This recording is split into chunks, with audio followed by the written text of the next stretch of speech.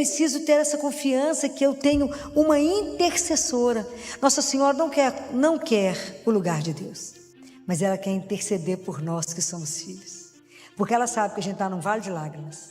Ela sabe que é problema demais, que as situações são difíceis demais. Então o projeto de Deus é muito além do que você sonhou para a sua vida. Mas deixa Deus ser Deus na sua vida. Não dita regra para Ele não. E nem fala com Ele, não, tem que ser assim, tem que ser assado. Desenha não. Se entrega. Deus escuta com detalhe tudo que você fala. Mesmo que aparentemente Ele não responda. Ou mesmo que a resposta dele não seja aquilo que você está esperando. Mas Ele está atento. E não há uma oração, não há um coração que reza, não há alguém de joelho, um coração contrito, um coração que chora, um coração que está sofrido, que a graça não chegue. Então a primeira coisa que o anjo fala é assim,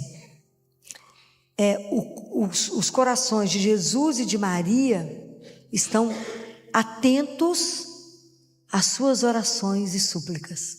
Por que eu estou colocando isso? Porque quando o anjo fala isso para os meninos, ele quer dizer que o coração de Jesus e Maria, que está sempre junto, estão atentos às orações, não é só dos pastorinhos, é atento à minha oração, atento à sua oração, atento à oração de cada um de nós. Deus escuta com detalhe tudo que você fala, mesmo que aparentemente Ele não responda, ou mesmo que a resposta dele não seja aquilo que você está esperando, mas Ele está atento. E não há uma oração, não há um coração que reza, não há alguém de joelho, um coração contrito, um coração que chora, um coração que está sofrido, que a graça não chegue. Não existe.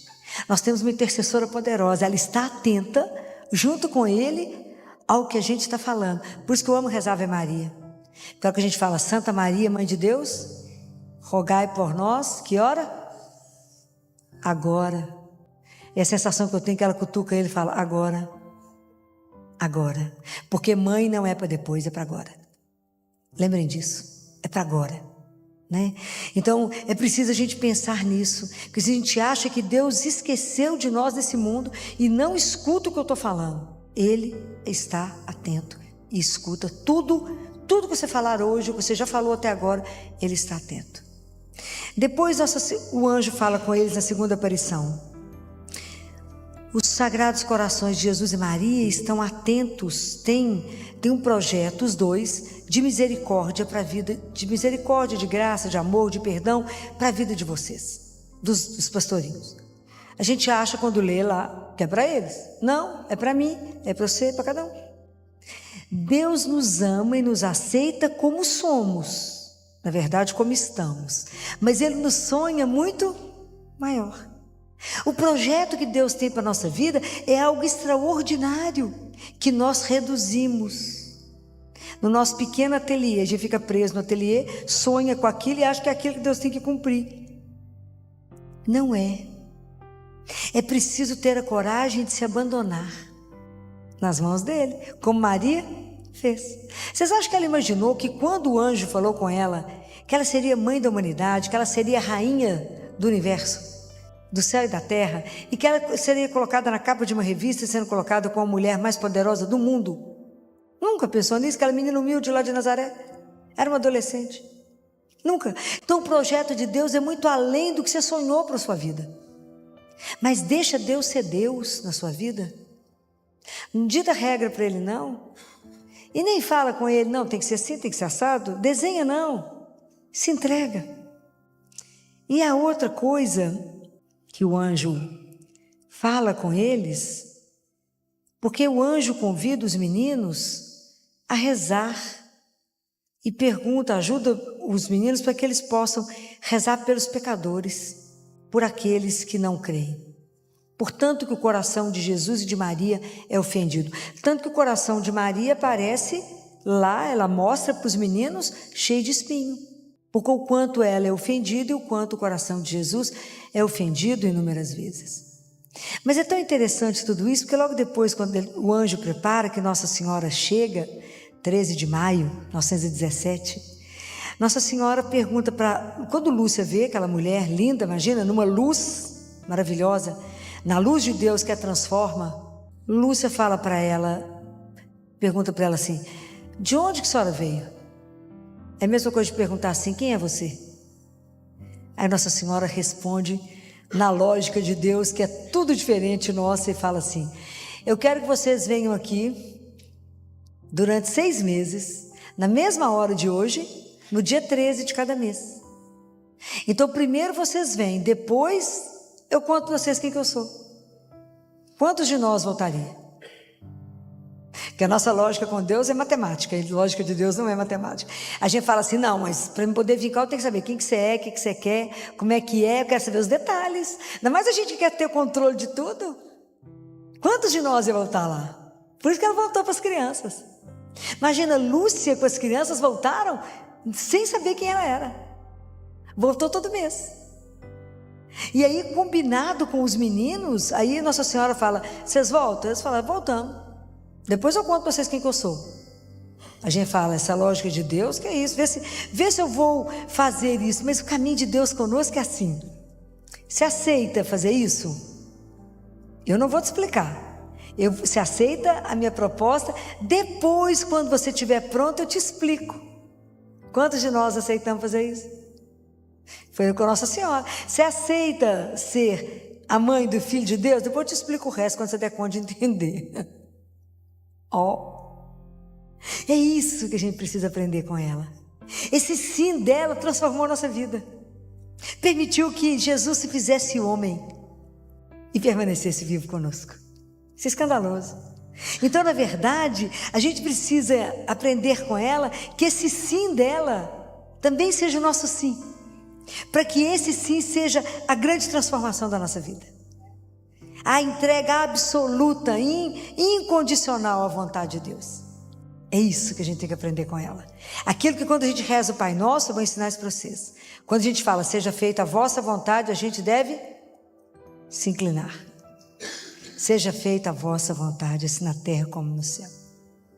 Isso quem me ensinou não foi eu, não. Foi Jesus, também não ensinou, não foi para mim, não. Ele ensinou para um santo e eu aprendi. Inclina em ato de submissão. Seja feita a vossa vontade.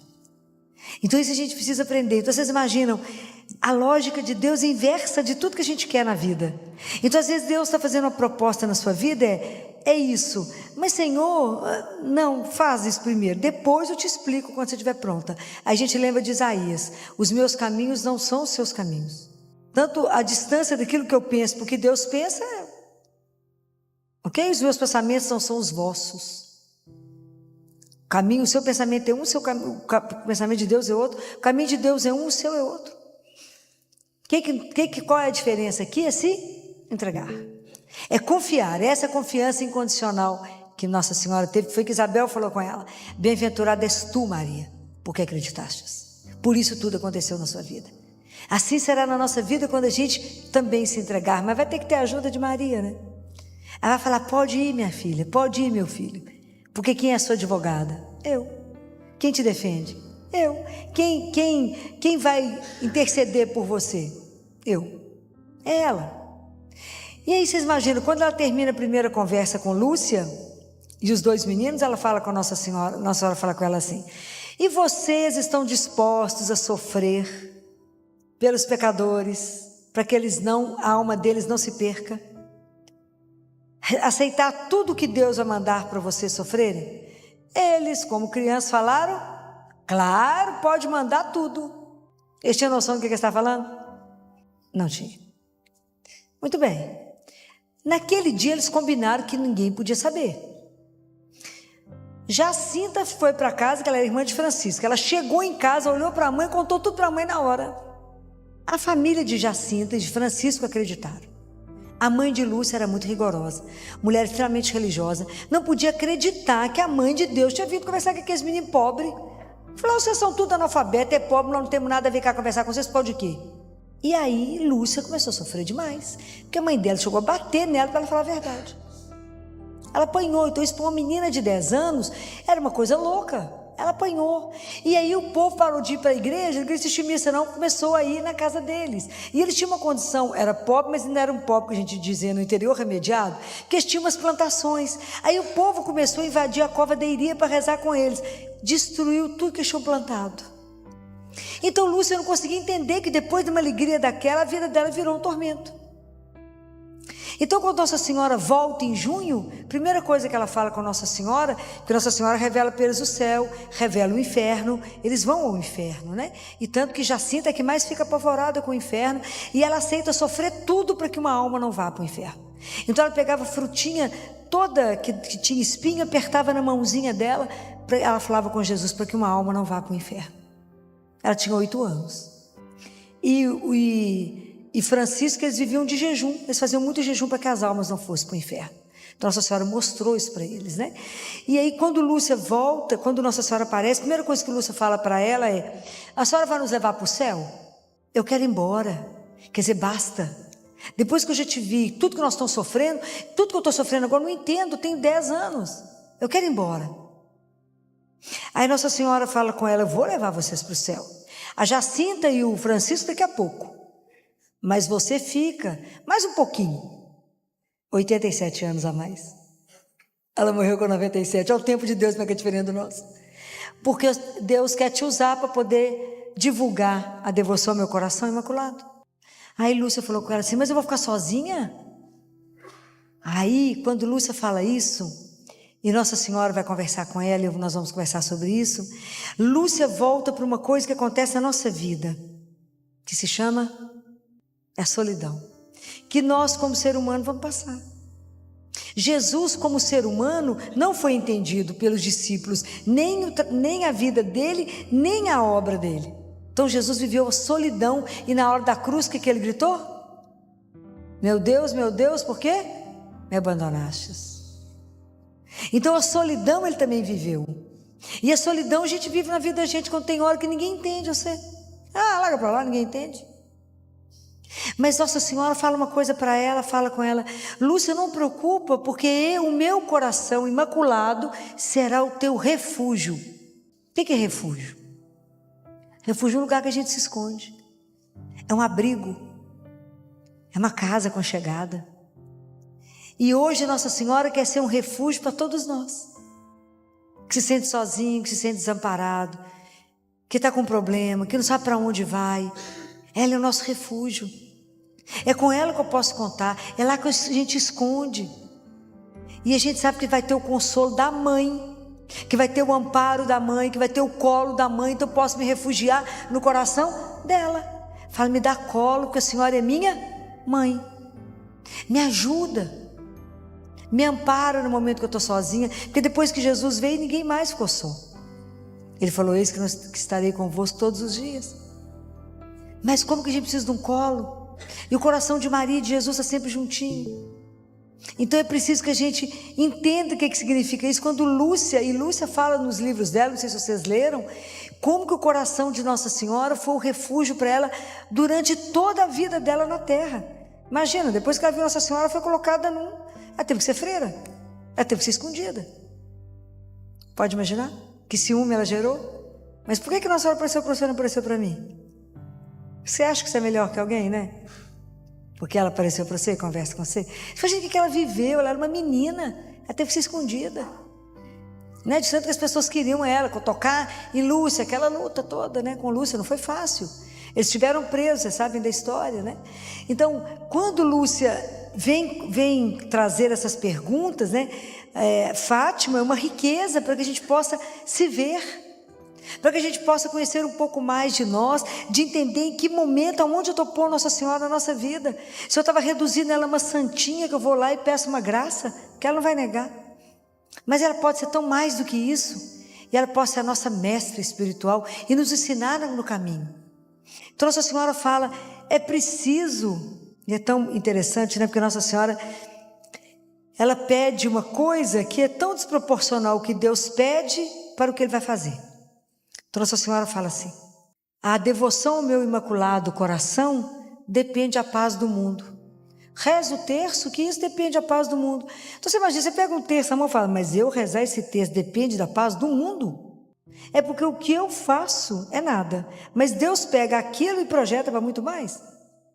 Então assim, a gente não consegue, porque a gente faz os cálculos nossos e é muito diferente da nossa atitude para o que Deus pode fazer. Então Nossa Senhora pede: rezem o terço todo dia. Tem um século que ela está pedindo isso. Reza o terço todos os dias. As famílias que rezarem o terço, eu lançarei o meu manto sobre elas e evitarei tantos problemas. O mundo escutou isso com toda clareza, né? Segue tudo direitinho que a mãe falou, não é assim? Por isso tanto problema. O mundo começou a ter muitos problemas quando parou de rezar o terço. Se vocês estudarem a história da igreja, vocês verão exatamente quando que a coisa começou a virar. Quando as pessoas abandonaram o refúgio secreto que é o coração dela. E aí a gente precisa aprender isso que ela pede, né? Que Nossa Senhora fala assim: e no fim o meu coração imaculado triunfará. Quando vocês escutam essa frase, o que vocês pensam que vai acontecer? A gente acha que Nossa Senhora vai chegar, tchan, não é? Aquela coisa maravilhosa. Vocês acham que vai ser assim? Nossa Senhora era mulher da discrição, né? Do silêncio, né? Lá em Caná da Galileia, ela vê que está faltando vinho e fala: fazei tudo que ele vos disser. E até hoje ela continua falando para nós: obedeça, meu filho, faça tudo que ele vos disser. Até hoje ela continua falando a mesma coisa. Mas vocês imaginam quando Jesus poderia ter feito essa apoteose, que ele poderia ter feito isso no momento da ressurreição, né? Podia ter colocado as trombetas para tocar, podia ter colocado tanta luz, tanta coisa para acontecer, alguma coisa para rolar pedra, para ter feito uma coisa assim, um show indescritível na ressurreição dele. E ele fez? Nada. Silêncio. Ninguém viu? Nada. Então, Nossa Senhora, quando ela fala, o meu coração vai triunfar, como é que vai ser isso? Quando que o coração de Nossa Senhora vai triunfar? É quando ela conseguir fazer com que o nosso coração seja transformado. É quando ela conseguir fazer com que cada um de nós reze o terço. Na verdade, rezasse o rosário, rezasse o terço, tivesse devoção ao Imaculado Coração dela, fizesse a consagração a ela, para que pelas mãos dela a gente chegasse ao coração de Jesus, para que ela pudesse trabalhar na nossa vida, para que ela pudesse nos ensinar a ser filho de Deus, a ser uma filha do Altíssimo. Então tudo que Nossa Senhora deseja é poder trabalhar em nós. Quando ela conseguir fazer isso, é que o coração dela triunfa. Ela não quer glória para ela, não precisa. Ela é a rainha do céu e da terra. É tão diferente. Mas ela se coloca como nossa mãe, com aquela que quer nos educar no caminho de Deus. É aquela que quer nos orientar, porque ela sabe o caminho, porque ela já fez esse percurso, ela já andou, ela conheceu tudo, ela sabe o que pode nos ajudar a acreditar quando você não tem mais nada aonde segurar. O sábado sempre é um dia que eu penso muito, porque na sexta-feira ela enterrou ele e não tinha ninguém com ela, depois que ela enterrou ele. Tinha Madalena, João, que era um adolescente, ela não tinha ninguém, e ela passou o sábado na espera de Deus. O que tinha escrito para ela que ia acontecer? Nada. Foi a única que acreditou na contemporaneidade. As coisas foram acontecendo e ela foi confirmando. Vocês imaginam que ela passou o dia de sábado esperando uma notícia? Foi o dia que ela, com exceção dos 3 dias que Jesus tinha sumido, foi o tempo que ela ficou completamente longe dele. Pode imaginar como é que foi o sábado, por isso que o sábado se chama sábado da espera, até o dia amanhecer e ele chegar. É uma coisa de louco, né? Quando ele deu entrada, porque eu tenho certeza que ela foi a primeira testemunha da ressurreição. Aonde que ela se baseou? Aonde? Ela esperou em Deus, porque se ele fez uma promessa daquela, que o filho dele ia vir para salvar o mundo, tinha que ter uma continuidade, tinha que ter alguma coisa, ela não sabia o quê, mas teria. E é espetacular. Então ela sabe desse caminho, ela sabe que nós viemos do amor e voltamos para o amor. Ela sabe como é que a gente tem que fazer esse caminho, e ela sabe que como é que rezar o terço transforma.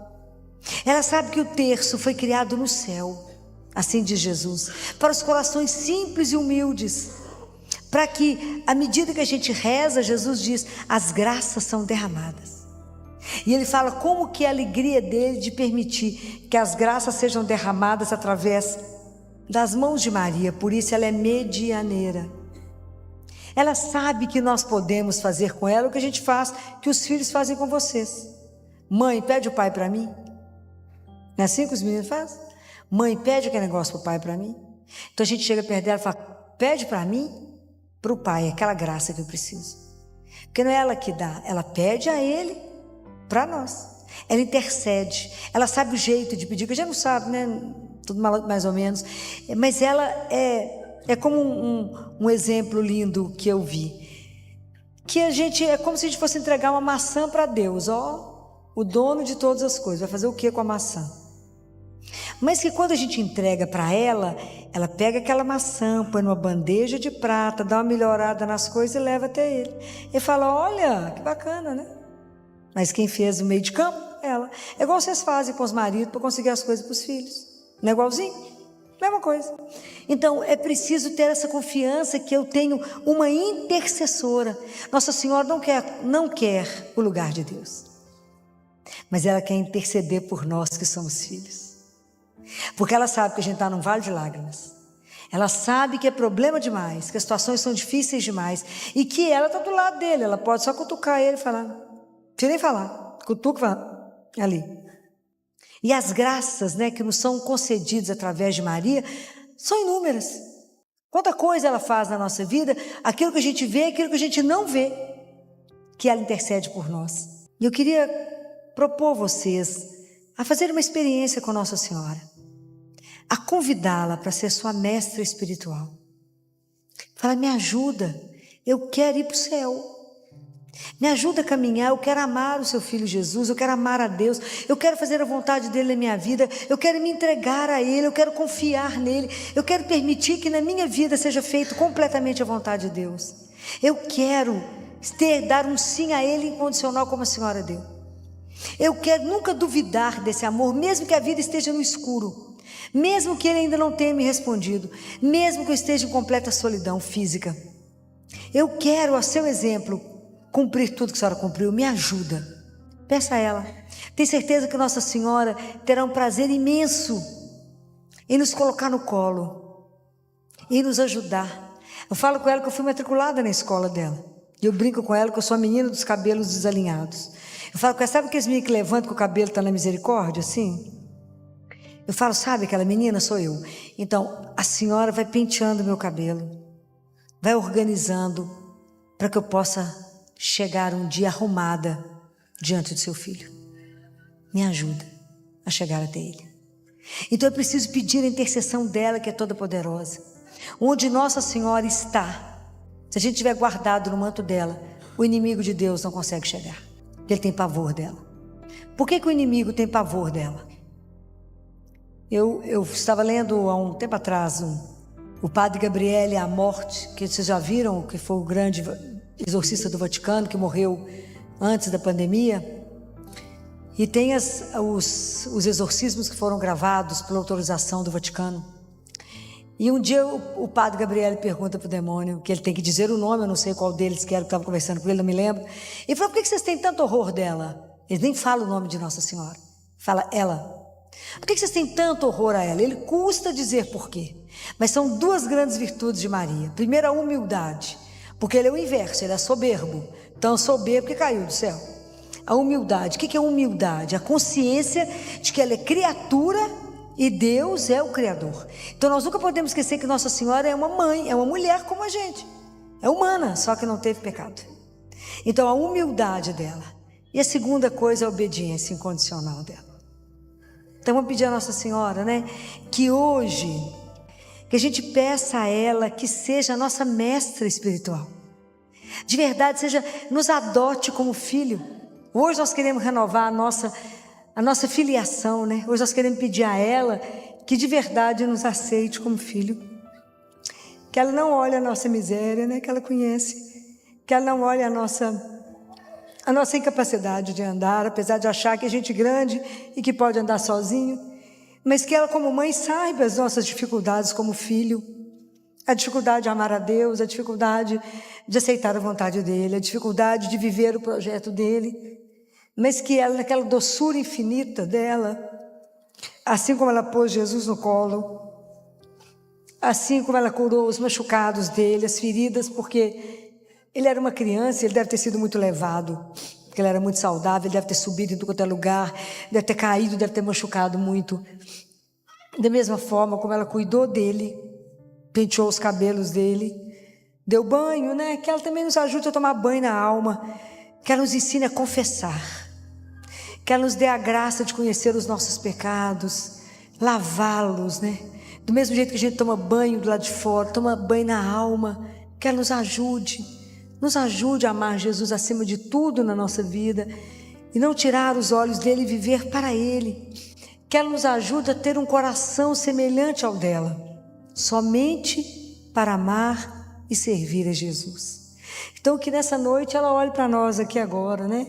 Que essa mãozinha dela estendida seja para nos abençoar.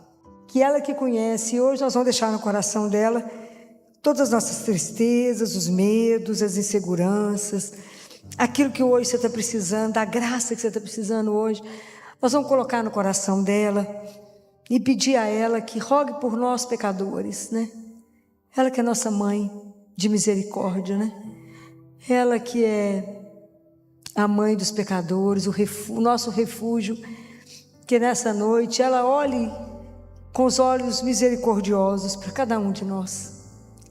E que na nossa vida, se a gente nunca acolheu como deveríamos ter acolhido, que ela nos perdoe e que ela nos dê a graça de recebê-la na nossa casa com toda a honra que ela merece, como nossa mãe. E que nós temos muita gratidão a ela por tudo que ela já tem feito na nossa vida até esse momento e que ela continue a velar pela nossa vida e a interceder incessantemente, sem se cansar, de cada um de nós. E que se ela perceber que cada um está tomando o caminho errado, a se desviar, que nós estamos correndo risco de vida, que a nossa vida é eterna, que ela nos busque, que ela tenha autoridade como mãe de nos buscar aonde estivermos, que ela nos busque, nos lace, nos abrace, nos guarde no coração dela, até o dia que a gente puder contemplá-la e poder abraçá-la e dizer obrigado por ter trabalhado tanto, cuidado tanto, para que um dia a gente pudesse estar no céu juntos. Então, muito obrigada, Mãe Santíssima, que não se cansa de nós.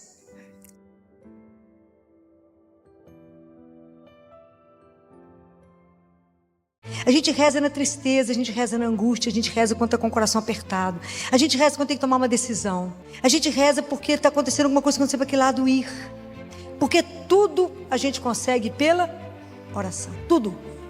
Se quer ver uma situação mudar, ajoelha e reza. Vai conversar com quem? Pode. Quantos problemas a gente diminuiria se primeiro a gente se colocasse diante dele? Jesus, quando conversa com uma mística que se chama Josefa era uma religiosa e que era responsável pela parte de limpeza, de lavar, passar roupa de um mosteiro. E ele conversa com ela. Existe um livro exatamente desse tamanho, um livro muito grande. Mas tem um trechinho, todas as vezes que Jesus conversa com ela, ele conversa com ela como se conversasse com uma menina. Então ele explica assim: Josefa, como é que a gente sabe que vocês pertencem à mesma família? Se vocês têm o mesmo sobrenome, né? Então a gente identifica vocês. Então vocês, a partir do batismo, se tornaram todos filhos de Deus. Então nós que estamos aqui e os que não estão batizados, somos filhos do mesmo? Então Jesus veio nos revelar que a gente tinha um pai. Então vocês imaginam quando os discípulos olhavam para ele e via Jesus, igual foi hoje no Evangelho, que Jesus foi escolher os discípulos e Jesus passou a noite em oração. Jesus ia fazer um milagre, ele rezava. Ele foi ressuscitar Lázaro, ele, tudo que ele ia fazer, ele rezava. Então os discípulos ficaram olhando aquilo e eu fico imaginando que coisa mais encantadora devia ser Jesus falar com o Pai. E Jesus veio nos revelar que a gente tinha um Pai. Então os discípulos, em Lucas 11, no versículo 1, os discípulos esperam ele terminar de rezar, que devia ser uma coisa encantadora ver ele falando com o Pai. Falaram assim com ele: Senhor, ensina-nos a orar. A oração, ela é a força nossa. é o que o Pai, entre tantas coisas que Deus deixou para nós, Ele deixou para nós como falar com o Pai. Falar com o Pai é rezar, é orar.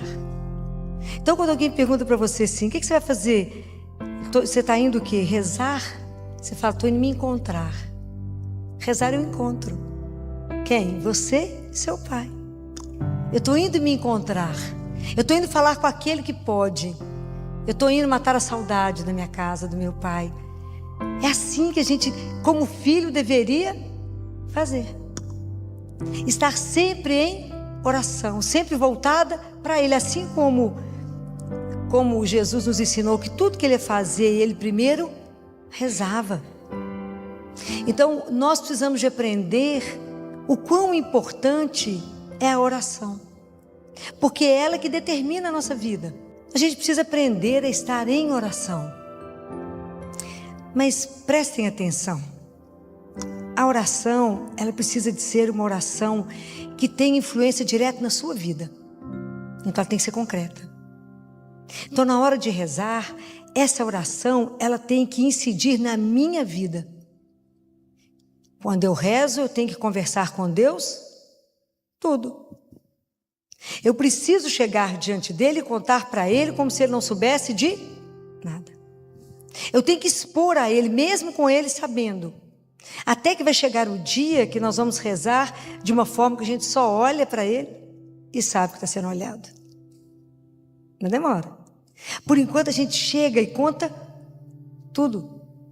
Porque é a única pessoa que tem paciência para nos ouvir. É Ele que vai conseguir fazer com que o nosso amor próprio ferido seja salvo ali. Ele que cura. Ele que vai tirar do nosso coração a inveja. Ele que vai tirar de nós o ciúme, que são coisas que às vezes estão na oração e que estão me atrapalhando. É preciso que essa oração ela seja real, concreta. Porque senão a oração não tem sentido. Fica igual a vida de muitos cristãos que entra e sai da missa de domingo e resolveu o que na vida dela? Nada. Foi passear na igreja. Estou falando mentira? Não. Se perguntar o que o padre falou hoje, não sei. Qual foi o evangelho? Qual foi o salmo? Nada. Não sabe nada. Porque não estava lá. Várias vezes na missa o padre fala, oremos, irmãos. A gente às vezes não presta atenção, nem sabe que o padre falou isso, mas falou. É porque a gente não está ligado, não está atento. Orem, abra o seu espírito. Há uma correlação tão linda quando Jesus fala, quando for rezar, entra no seu quarto, fecha a porta. Há uma correlação disso com o Apocalipse, que quando você fecha a porta do seu quarto, abre a porta do céu. E que você vai entrando e tem alguém lá te esperando. Qual que é a senha para entrar?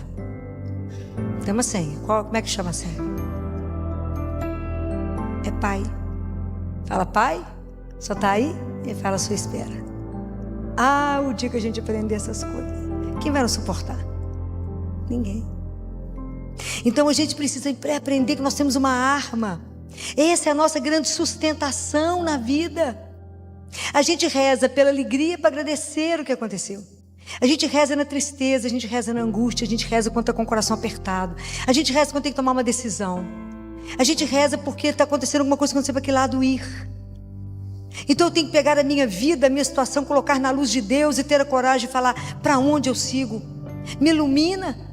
Eu tenho que fazer aquilo que São Paulo falou no Evangelho de hoje, na carta de São Paulo aos Colossenses, que ele fala isso de uma forma tão linda. Ele fala isso aqui, que a gente tem que, assim como nós recebemos, como recebestes Cristo Jesus o Senhor, quem quiser acompanhar, Colossenses 2, versículo 6. Assim nele andai, arraigados nele edificados e apoiados na fé. Cuidado para que uma notícia ruim não tire você do foco. Quando alguém fala, mas você acredita nessa bobagem de Deus? Isso é real. Então preste atenção na sua vida, aonde que você está arraigado e apoiado. Como é que a gente faz diante das grandes decisões da nossa vida? Precisamos de aprender a rezar. Essa é a nossa grande arma. Ninguém pode com alguém de joelho. Ninguém pode. Fala, Filó, mas como é que nós vamos rezar? Quais são os grandes inimigos nós da oração? que mais te atrapalha a rezar? Para e pensa, nós estamos entre amigos. O que mais te atrapalha a rezar? O pensamento, a doida da casa. Cada um de nós tem uma louca. É a imaginação. Né? Teresa de Ávila falava isso com Jesus, né? Ela falava, hoje a louca está demais. Prende ela, porque a coisa não está boa, não. Você senta para rezar e está voando. Né? Voa, passeia. Gente, você está rezando, volta, mas está voando. Qual outra coisa que atrapalha a rezar? A gente não se prepara para rezar. Então, quando você chega diante de Deus, seu coração está distante dele.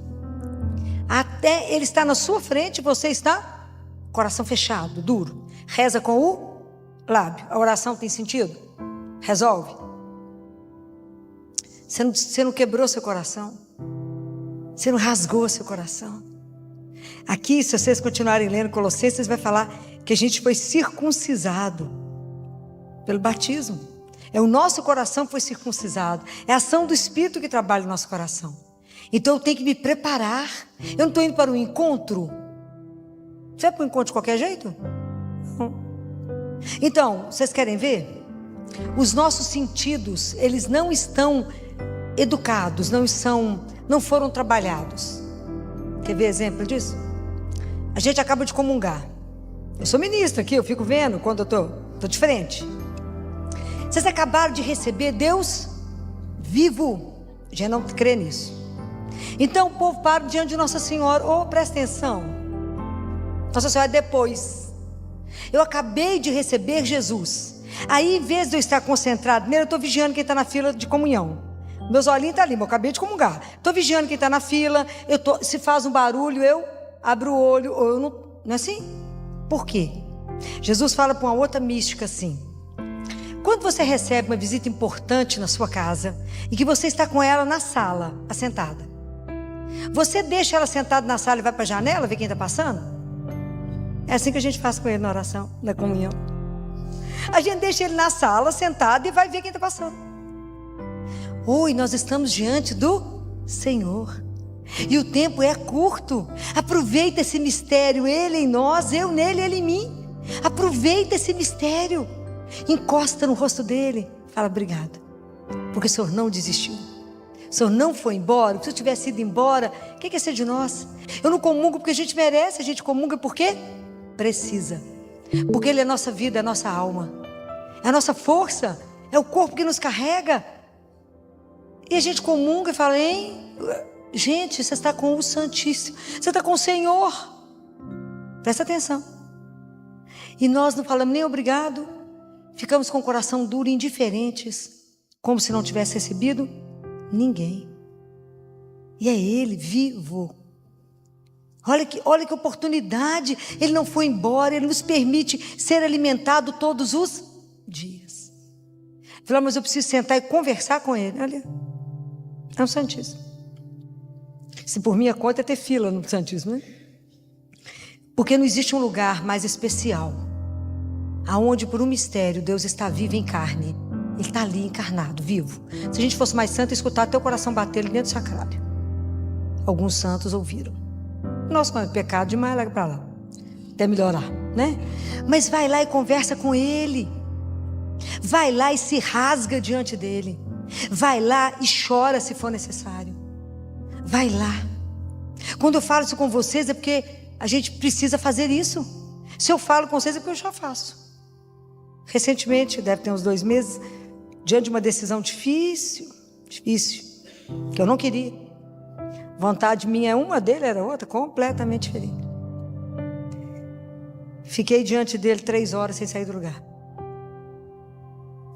Falei com meu marido, acabamos de almoçar no domingo, eu falei com ele, eu estou indo diante do único que resolve minha vida.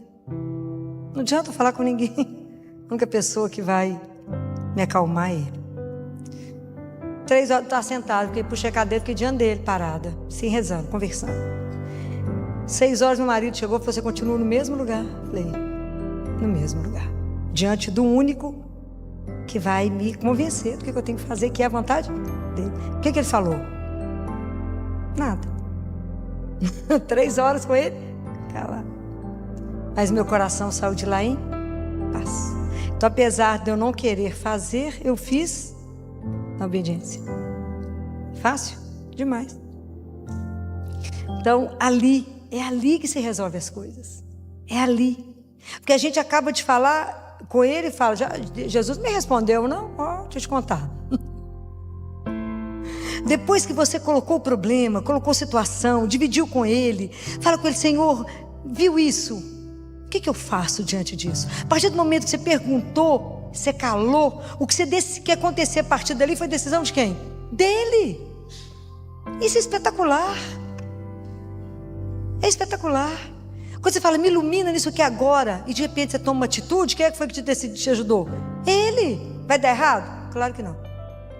Essa é a confiança que tem que ter, porque a gente está diante de alguém que é vivo. É isso que vocês têm que aprender. Vocês têm que crescer nessa intimidade com ele. E isso é oração.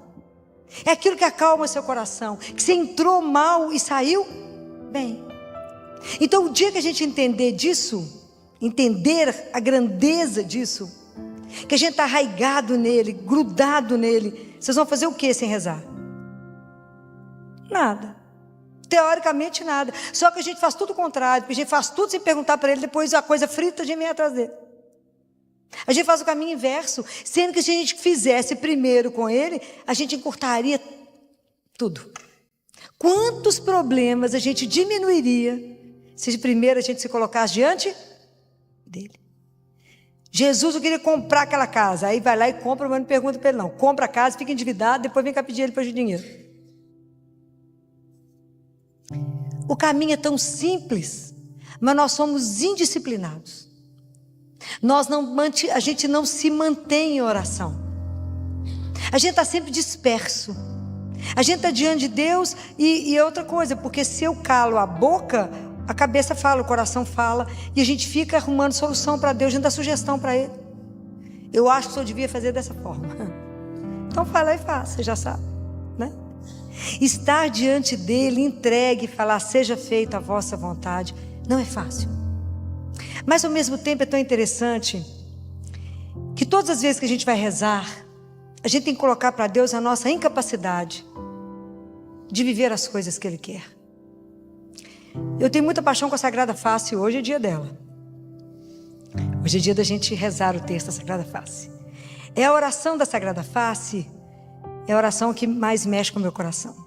Que ela fala assim: ó face adorável do meu Jesus, meu único amor, minha luz e minha vida, fazei que eu ame somente a vós, nada queira fora de vós, ame-vos unicamente, e que enfim não viva a não ser convosco, de vós, por vós e para vós, que assim seja.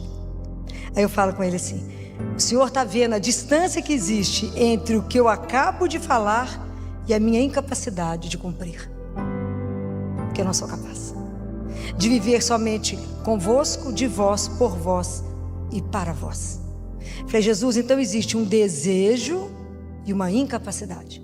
Então olha para a minha miséria e me conceda as graças que me são necessárias para que eu possa cumprir o que eu acabei de falar. Mostra para ele que a gente não é capaz, a gente tem que falar com ele. Eu queria demais fazer só a sua vontade. Olha que eu fico na luta. Mas tem dia que gasta 3 horas diante do Santíssimo.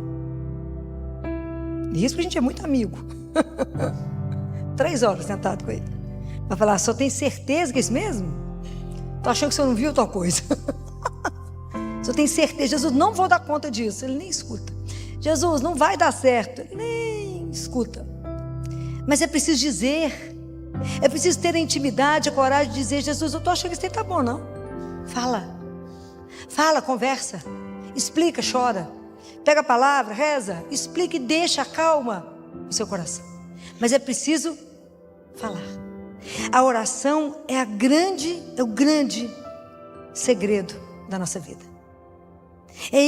A oração é o que apazigua, aquilo que acalma, é aquilo que te conforta e aquilo que tudo transforma. Porque tudo a gente consegue pela oração. Tudo. Você quer ver uma situação mudar? Ajoelha e reza. Vai conversar com quem? Pode. Aprenda a não gastar energia onde ela não vai resolver. A gente sai contando para todo mundo resolver o quê? Nada. Cada um te deu uma opinião depois mais doida.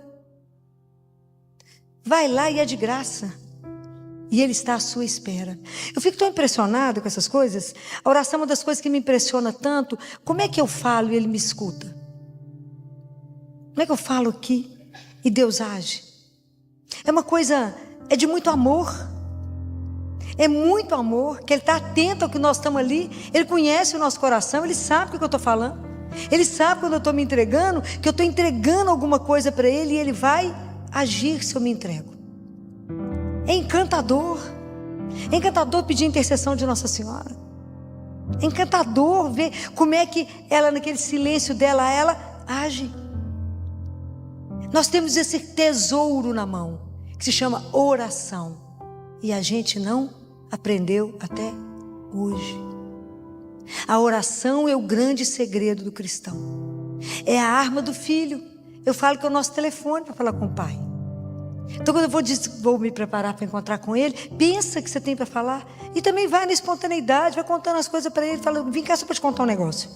O amigo, vem cá para te contar isso. Só para te contar. E o Senhor faça como o Senhor quiser. Me orienta, me dá o caminho. Me ajuda a ser santo. É simples? Não. Porque a santidade no fritar dos ovos é fazer a vontade de Deus. Então a gente precisa pedir a Jesus que nos ajude. Que de verdade Ele nos ensine a rezar. Que de verdade Ele nos conceda essa graça. De que nada nos distraia quando a gente estiver aqui ajoelhado rezando. Mas que a gente esteja pensando na pessoa dEle. Saber que estamos diante dEle. E de mais ninguém. Então naquele momento nada mais interessa a não ser você e Ele. É simples e é complexo. Porque nós temos que domar a nossa natureza humana. De querer trazer soluções para Ele, de querer mudar as coisas, de querer com a nossa conversa seduzir a Deus. É o contrário. Então vamos pedir a Ele essa graça. Eu quero pedir para vocês a permissão, que eu subi com o meu telefone, por causa de que eu quero terminar com um trechinho de um poema sobre Nossa Senhora, que quem divulgou em 1950 foi Fulton Sheen. Foi um grande bispo. E não foi ele que escreveu esse poema. Na verdade, ele foi um arcebispo norte-americano.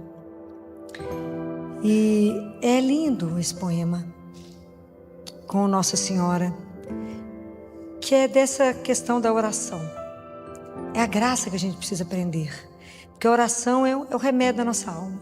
É saber conversar com Deus. Você já entregou, está entregue.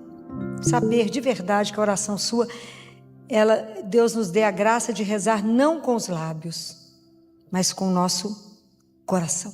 De verdade, sem mentira, sem esconder nada, sem subtrair nada, sem acrescentar nada, colocar nua e crua cada história diante dele, né? Com a confiança absoluta que Ele escuta e Ele vai agir. Porque Ele é Deus e ninguém pode com Ele, ninguém pode com Ele. Ninguém, tudo muda por causa dele. Querida Senhora vestida de azul, ensina-nos a rezar. Deus se fez teu filho pequenino, diz-nos o que falar.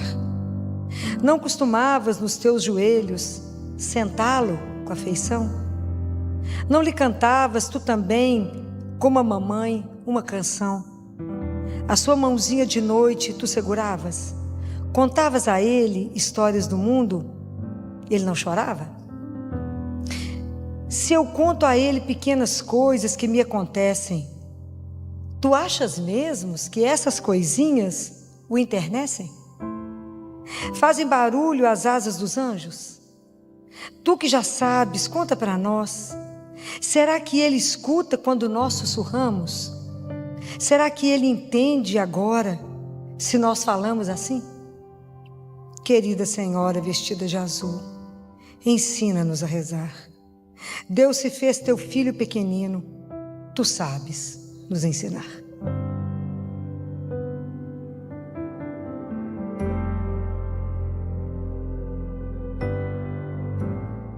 Porque os problemas vão chegar para todos nós. O que me sustenta é a certeza de que minha vida não é um acaso, ela tem um propósito. Aquela vida é bem-aventurada. Apesar de eu estar vivendo um momento difícil agora, mas eu não estou sozinha, eu estou acompanhada. Porque tudo que é de Deus tem que te gerar paz e te promover. Deus jamais vai te oprimir. Deus jamais vai te humilhar. Isso é coisa do encardido. Deus não. Deus me aceita como eu estou, mas é porque Ele quer me transformar naquilo que Ele sonhou. Então nada pode nos fazer desistir por causa de um amor que me conduz. Compreende? Então eu preciso me reconciliar. Recomeçar diante de tantas situações da nossa vida, às vezes de perdas, às vezes de sonhos que foram frustrados, às vezes de relacionamentos, tantas coisas empregos que perdemos, tantas coisas que sonhamos e que não se cumpriram. Possível, é como a imagem dos discípulos quando Jesus é morto. E eles estão desolados, desorientados, confugindo o mar. Né? Então, às vezes, é a imagem que a gente está também desolada, desorientada, não sabe qual caminho tomar. E Jesus aparece de manhã, não é? E quando Jesus chega, tudo muda. E Ele sempre sussurra no nosso ouvido que é possível recomeçar. Então, eu falava para vocês a semana passada que a gente precisa de palavras benditas, né? De palavras que sejam ditas para nós, para que a gente possa ter a coragem, ter o desafio de falar: eu posso recomeçar. Eu não preciso ficar sentado como vitimista da minha história, mas eu posso escrever um novo capítulo. Eu posso recomeçar, porque Jesus nos dá a garantia da presença dele conosco. E se ele está presente, o nosso coração já se inflama. Então, nós vimos que a gente precisa da esperança e da confiança, que a gente precisa tomar a coragem de colocar o pé de novo na estrada e de entender que a vida te chama agora. A vida não te chama para amanhã, é para hoje. Então, quando a vida gritar por você, responda: presente. Eu estou presente a esse momento que a vida me chama. Que a gente não pode andar arrastando a esperança, naquele cansaço, sabe? Fala: estou cansada de esperar. Que nada, nós temos que estar renovados a cada dia na certeza de uma presença que nos acompanha. Então, na confiança e na esperança, nós vimos que a confiança e a esperança do cristão tem um nome, que é Jesus. Essa é a nossa esperança, não é? Essa é a nossa certeza da nossa caminhada, a certeza de sermos conhecidos e amados. Mas além dessas duas palavras que nós conversamos muito semana passada, nós temos mais 3 palavras que são necessárias no caminho para que a gente consiga voltar a caminhar. Então, a terceira palavra que a gente precisa é de reconciliação. São Paulo fala assim: em nome de Jesus eu vos peço, reconciliai-vos com Deus. Reconciliai-vos convosco e com o outro. E o quanto é difícil, às vezes a gente pensa: não, imagina, Filó, não tem necessidade. Mas às vezes a gente perde alguém que a gente ama, e a primeira reação nossa é falar: eu briguei com Deus, estou de mal dele, porque ele me tirou. Me tirou quem? De quem somos dono? Nós temos uma interpretação errada, não é? De que somos dono? Não somos dono de nada. As pessoas que nos são dadas, elas nos são dadas como um presente por um tempo. Só que a gente não acha isso. A gente nem pensa nisso, né? Então a gente se perde achando que tudo é meu, né? Nada é meu. Tudo é do Pai, mas a gente não vive nessa realidade, não. Então a gente vive brigando com Deus e com imagens de Deus que a gente precisa reconciliar. A gente acha que Deus é juiz, que Deus é aquele que eu posso negociar. Então, Senhor, se o Senhor me der isso, eu paro de fumar. Bom para você, vai desintoxicar. Para Deus, qual a diferença faz? Daqui a pouco nós temos quaresma e o povo fala: não, fiquei sem comer carne 40 dias. É mesmo, que bom para você.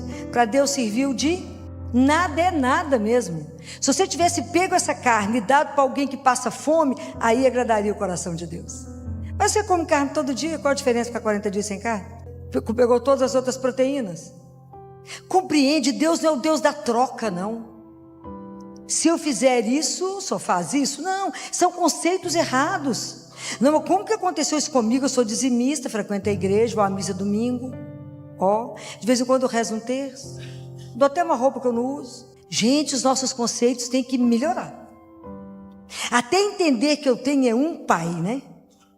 Aquilo que eu falei semana passada, que sonhou comigo antes da criação do mundo, que contou todos os fios de cabelo da nossa cabeça e não cai nenhum sem que ele permita, que me ama incondicionalmente, que me aceita, mesmo na miséria. Ele me aceita do jeito que eu sou, do jeito que eu estou, na verdade, porque ele tem um sonho para mim. É diferente.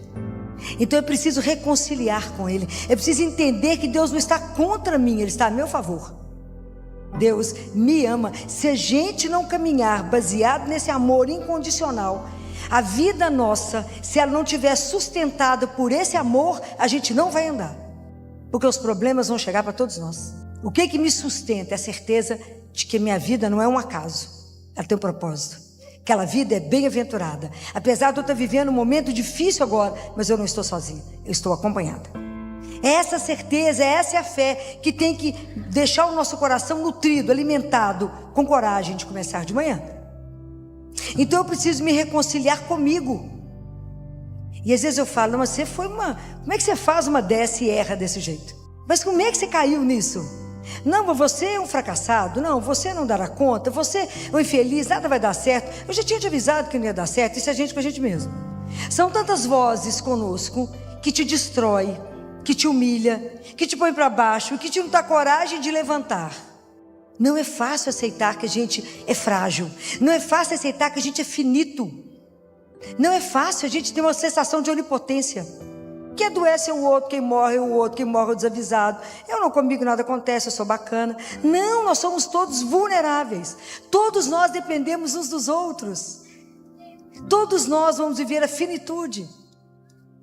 Todos nós às vezes caminhamos uma solidão. Então é preciso entender que somos assim. Não sou aquela imagem que eu gostaria de ser. Às vezes eu tenho que abraçar aquilo que eu não acolho bem em mim. Sem máscara, ok? Não adianta disfarçar, ter uma aparência e de atrás da aparência está podre.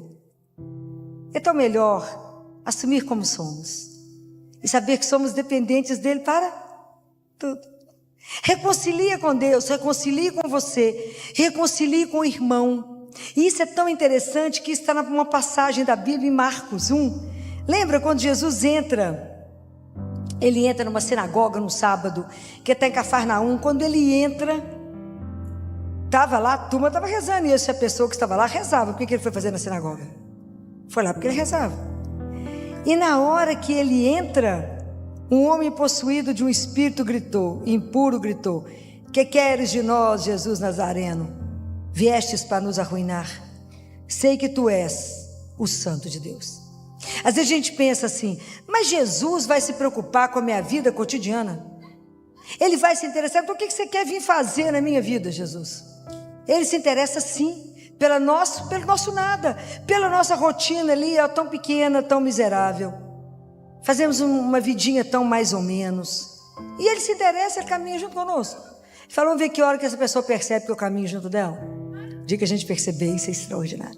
Mas quando a gente não percebe, ele tem uma paciência impressionante.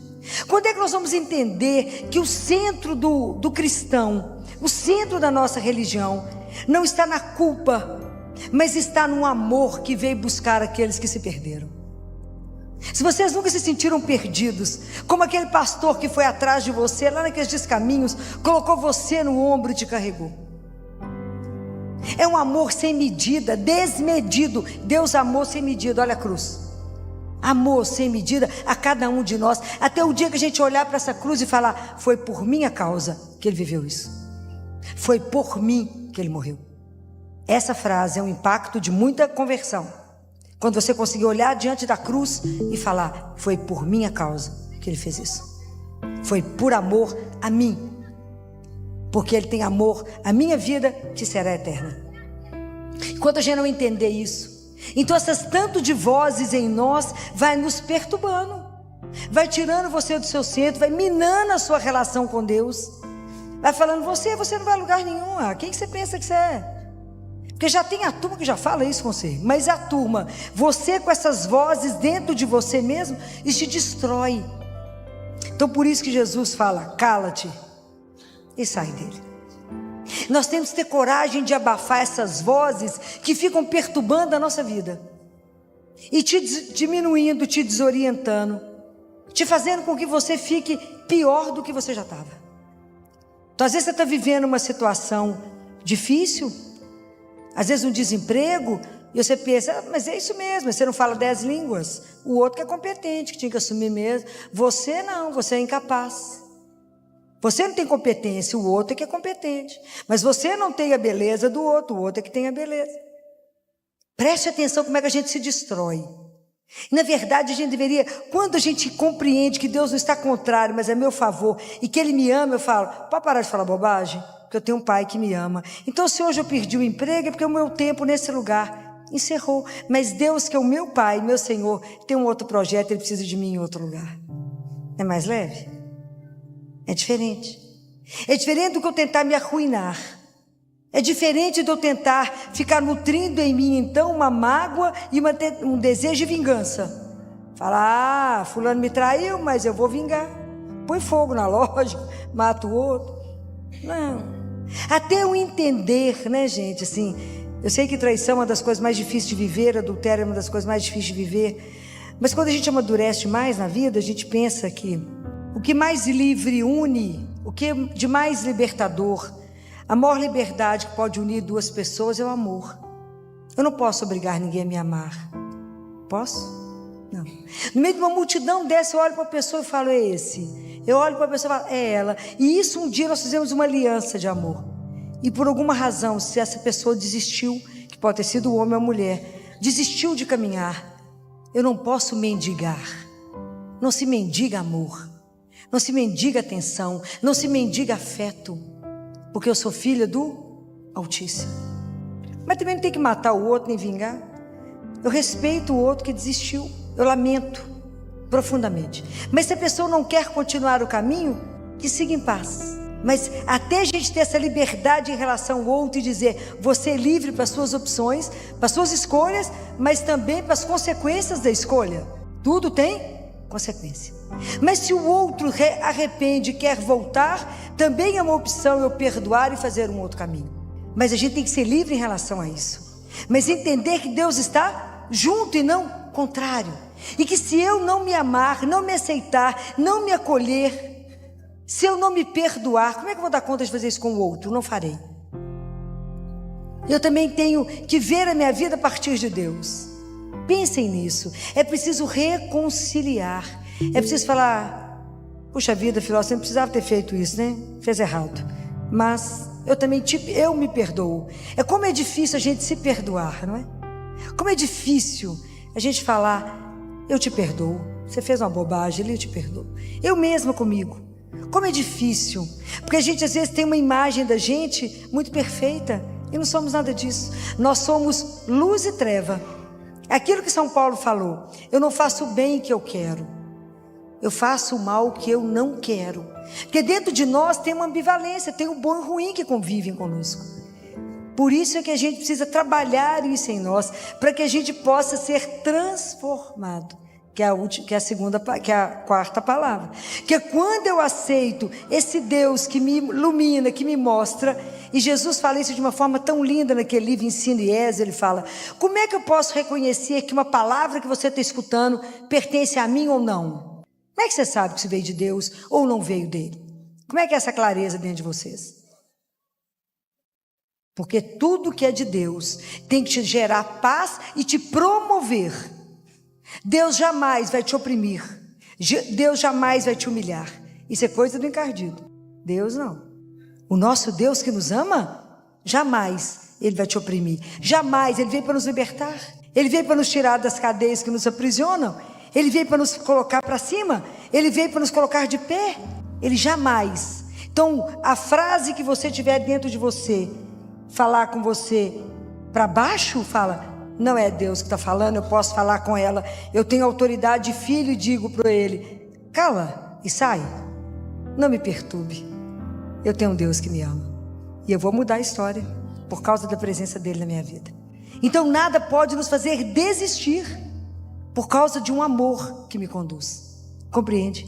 Então eu preciso me reconciliar.